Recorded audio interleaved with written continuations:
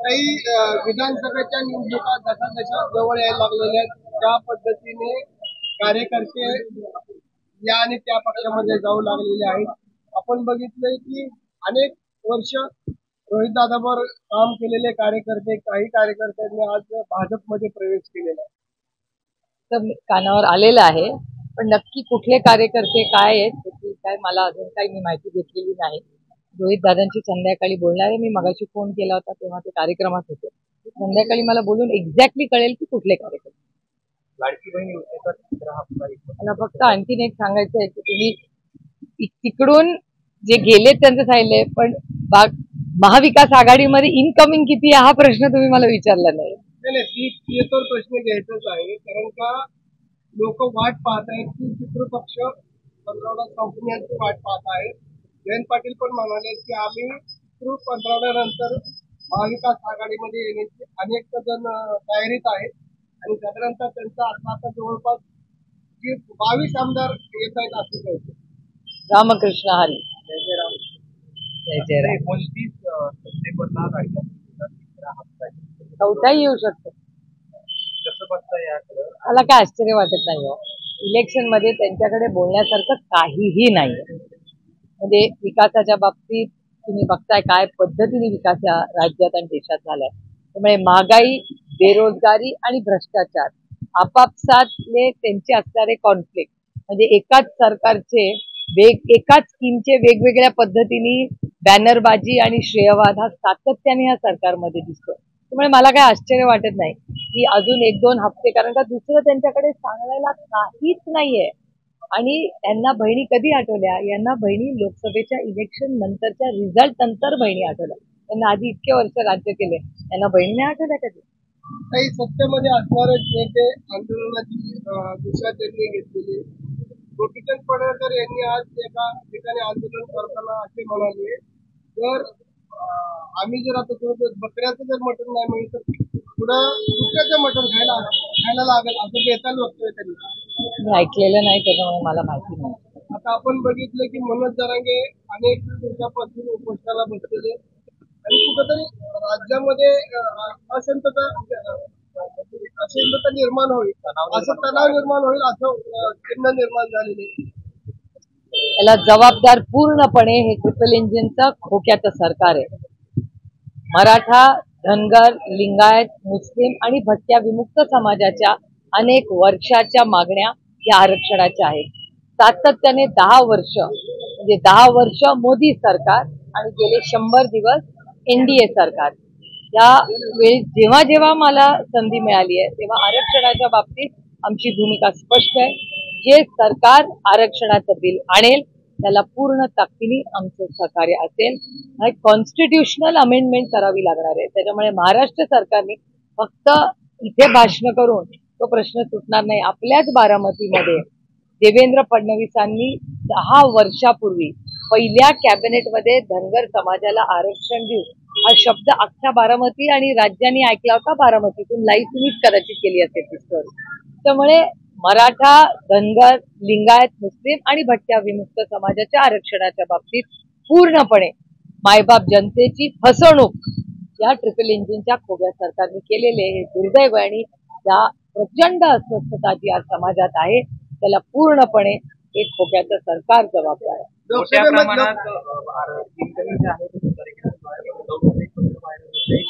निष्ठावानांना संधी द्या, नव्यानं आलेल्या लोकांचा राज्यभर हीच परिस्थिती आहे. आणि अर्थातच साहजिक आहे. राष्ट्रवादी काँग्रेस पक्ष आणि आदरणीय पवार साहेबांना जी साथ या संघर्षाच्या काळात तमाम महाराष्ट्राच्या मायबाप जनतेने दिली त्या तमाम जनतेच्या समोर मी नतमस्तक होते, मनापासून आभार मानते. आणि या संघर्षाच्या काळात जे सहकारी कार्यकर्ते आणि मायबाप जनता यांनी आम्हाला आशीर्वाद दिला, साथ दिली, त्या जो काही निर्णय पक्षात होतील त्या सगळ्यांना विचारूनच प्रत्येकाचा मान सन्मान ठेवूनच होतील. काही लोकसभेला आपल्याला पुरंदरमधनं मदत केली होती संजय जगतापांनी. आता त्याच ठिकाणी राष्ट्रवादीकडून मागणी होती की आम्हालाच उमेदवारी मिळावी. झेंडे देखील प्रयत्न करतात. काल देखील तिथे मेळावा झाला. आपण मित्र पक्षाला मदत करणार का आपण राष्ट्रवादीकडून जागा लढणार? ही राष्ट्रवादी काँग्रेस पक्षाची मागणी नाहीये. माझ्या तरी कानावर राष्ट्रवादी काँग्रेस म्हणून नाही आली.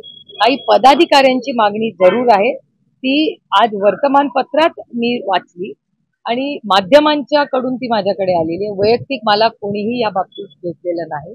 त्याच्यामुळे अर्थातच आघाडीचा धर्म राष्ट्रवादी काँग्रेस पक्ष पूर्णपणे पाळेल. ज्या मीटिंग होत आहेत महाविकास आघाडीच्या, त्याच्यात महाविकास आघाडीचे महाराष्ट्राचे सगळे वरिष्ठ नेते एकत्र चर्चा करतात.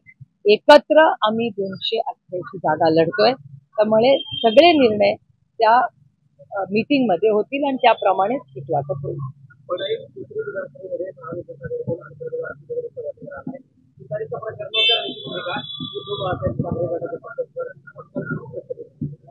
सगळ्याच म्हणजे हे युतीमध्येही होते आणि आघाडीमध्येही होते.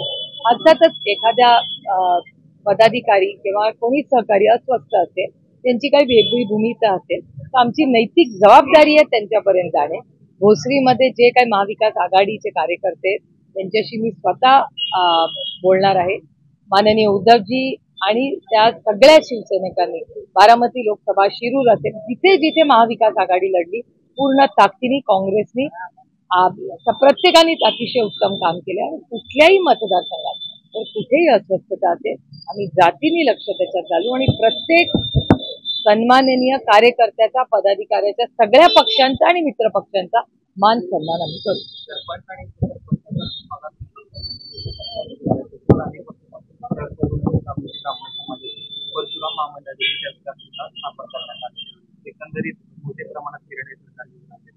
आता राहिले ना कॅबिनेटचे 15-20 दिवस राहिले. त्याच्यामुळे अजून कशा कशाचा पाऊस पडेल हे काय सांगता येत नाही. इतके वर्ष त्यांचं सरकार होतं, त्यांना हे कधीच सुटलं नाही. हे गतिमान सरकार, 15 दिवसाचं गतिमान सरकार आहे.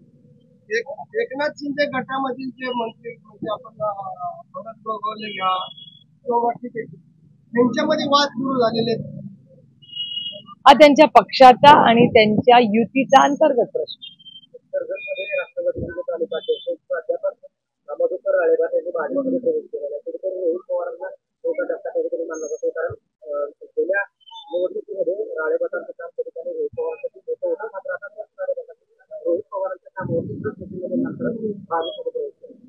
ते का भाजपमध्ये गेलेत हा एक मोठा प्रश्नच आहे. कारण माझ्याशी किंवा पक्षात कुणाशीही त्यांनी आमच्या कुणाशी बोललेले नाहीत. त्याच्यामुळे असा त्यांनी घाईघाईत का निर्णय केला हा एक मोठाच प्रश्न आहे. आमच्या पक्षामध्ये आदरणीय पवार साहेब, माननीय जयंत पाटील, मी आणि अनिल देशमुख साहेब असतील, जितेंद्र आव्हाड, राजेश भैया, आम्ही सगळे 24/7 सगळ्या पदाधिकाऱ्यांसाठी अवेलेबल असतो.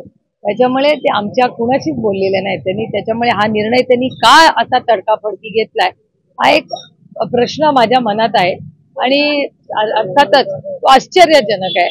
पण माझा विश्वास आहे की रोहितचं काम अतिशय उत्तम आहे. त्याच्यामुळे अशा जर घटना जरी झाल्या असतील तर मी जातीने त्यांच्याशी संपर्क साधीन. कारण का जायच्या आधी त्यांनी आमच्या कुणाशीच संपर्क साधलेला नाही. त्यामुळे असा तडकाफडकी निर्णय त्यांनी का घेतलाय याचाही विचार केला पाहिजे की त्याच्या मागे काही षडयंत्र आहे का किंवा अदृश्य शक्ती काही करते का, हाही एक नवीन आहे इश्यू महाराष्ट्रामध्ये.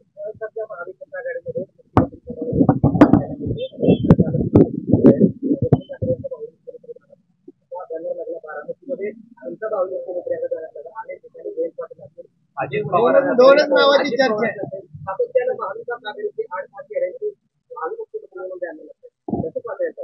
मी असं का नाही विचार करत की आमच्याकडे केवढं टॅलेंट आहे. आमच्याकडे एवढं टॅलेंट आहे आणि लोकांना आता वाटतंय की मुख्यमंत्री होणार आहे तो महाविकास आघाडीचाच होणार आहे. आता महाविकास आघाडीमध्ये आम्हाला आनंदच होईल आणि मी आधी आदरणीय पवार साहेबांनी स्पष्ट केलेलं आहे की महाविकास आघाडीमध्ये राष्ट्रवादी काँग्रेस पक्ष हा मुख्यमंत्र्याच्या कुठल्याही पदाची मागणी आम्ही करत नाहीये आणि करणारी नाही आम्ही. आता आम्हाला आधी महाराष्ट्रामध्ये महागाई, बेरोजगारी आणि भ्रष्टाचार आणि महाराष्ट्राच्या समोरची खूप मोठी आव्हानं आहेत, शेतकऱ्यांची आव्हानं आहेत, याच्यासाठी काम करणं तातडीने गरजेचं आहे. आम्हाला सत्ता बदलण्याची गरज आहे कारण का महाराष्ट्र अडचणीत. पदाधिकाऱ्यांनी मागणी केली, उल्लेख केला की मुळात पुरंदर हा राष्ट्रवादी काँग्रेसचा पारंपरिक मतदारसंघ आहे आणि असं असताना केवळ पवार साहेबांच्या सांगण्यावरून तो मतदारसंघ संजय जगताप यांना म्हणजे काँग्रेसचा होता. मात्र आता संजय जगतापांनी कुठेतरी कृतज्ञता दाखवून हा मतदार आमच्या द्यावा कारण या संदर्भात माझं पवार साहेबांची बोलणं झालं होतं असं त्यांनी झालं होतं. एकतर ही आमचा पक्ष आणि आमची आघाडी ही लोकशाही पद्धतीने चालते. त्याच्यामुळे प्रत्येकाला मन मोकळं करायचा अधिकार, आमच्याकडे काय अदृश्य शक्ती नाही आणि दमदाटी चालत आहे. आमचा पक्ष आणि आमची आघाडी ही संविधानाप्रमाणे चालते. त्याच्यामुळे प्रत्येकाला त्याचं मत मांडण्याचा अधिकार आहे. आणि हे पत्र घेऊन त्यांनी बारामती विधानसभेवर पवार कुटुंबातल्या उमेदवाराला मिळाले तरी काँग्रेस कार्यकर्त्यांना आम्ही त्यांना पाठिंबा देणार नाही किंवा त्यांचं काम करणार आहे. आणि लोकशाही आहे, प्रत्येकाचा अधिकार आहे आणि जर आघाडीमध्ये ही सीट आम्हाला सुटली तर अर्थातच आम्ही काँग्रेसचा पूर्ण मान सन्मान करू आणि ज्या पदाधिकाऱ्यांनी पत्र लिहिलेलं आहे त्याची गाठ घेऊन बाबा काय कमतरता राहिली आहे याची चर्चा करू. एबीपी माझा, उघडा डोळे बघा नीट.